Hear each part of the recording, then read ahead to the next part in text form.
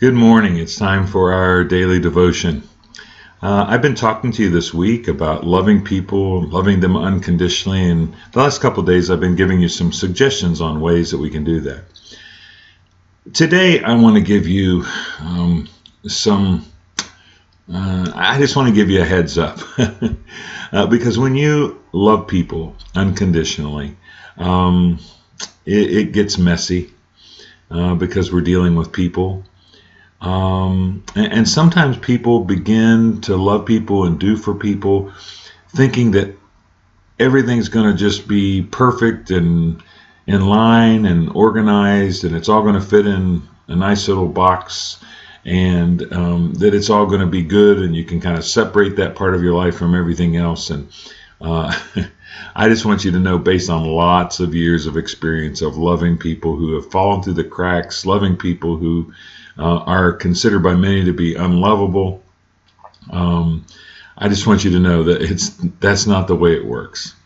And so there are three things I want you to be aware of. When you start loving people unconditionally, be prepared to be inconvenienced, be prepared to be interrupted, and be prepared to be unappreciated. You say, well, if all that's going to happen, why in the world would I want to start this process of loving people and reaching out to people and ministering to people as Jesus did? Well, the reason you want to do it is not because it's convenient or because you're going to get accolades or appreciation or pats on the back. The reason you want to do it is because it's the right thing to do.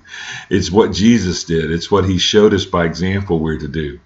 So understand that when you start loving people, you're going to be unappreciated sometimes. Sometimes you're going to do something for someone, give them a ride somewhere. You're going to buy something for their family. You're going to take them some groceries or some diapers or some of the things we've talked about this weekend. You're not going to get a thank you. You're not going to get a pat on the back. And maybe nobody else knows you did it, and you're not going to get your name in lights because you did something nice for somebody.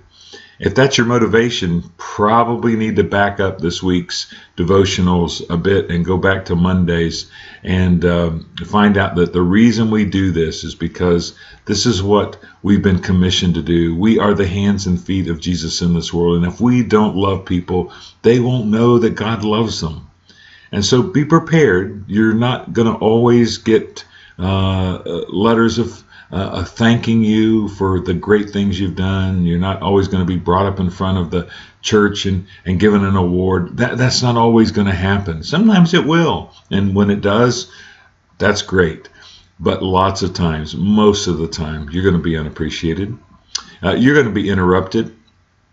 You are going to be resting at night, just about ready to go to bed, and somebody's going to call you and say, hey, this is what's going on in my life. Could you come over and talk? Or could I come over and talk? Or can we talk for a few minutes on the phone? And although they can't see you when they call, you're rolling your eyes and think, oh, here we go again. I'm ready to go to bed. I'm tired. I don't have time for this. You're going to be interrupted. People are going to show up. They're going to call. They're going to ask for things at the most inconvenient times. And you're going to be interrupted and inconvenienced.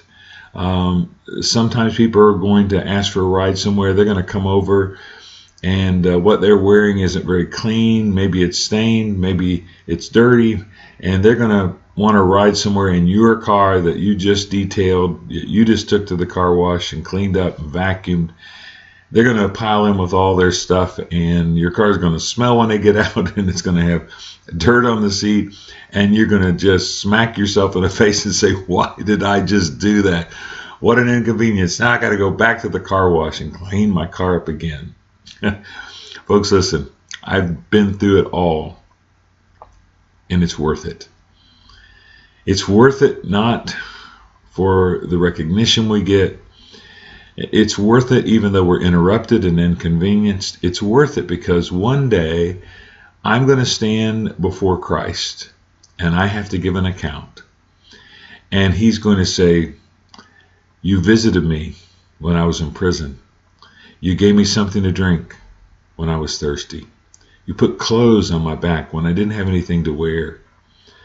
You gave me food and drink when I was hungry and thirsty. And we're going to say, Lord, when did we do that for you?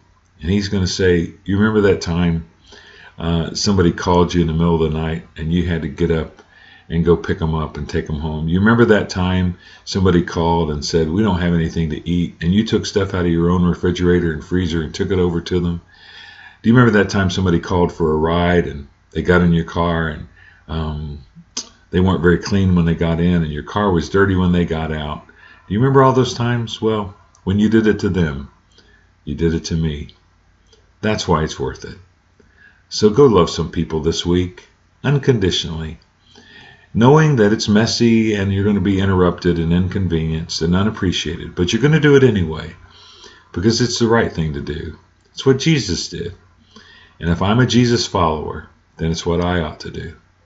So go love somebody today, make it a great day, and I'll see you next time.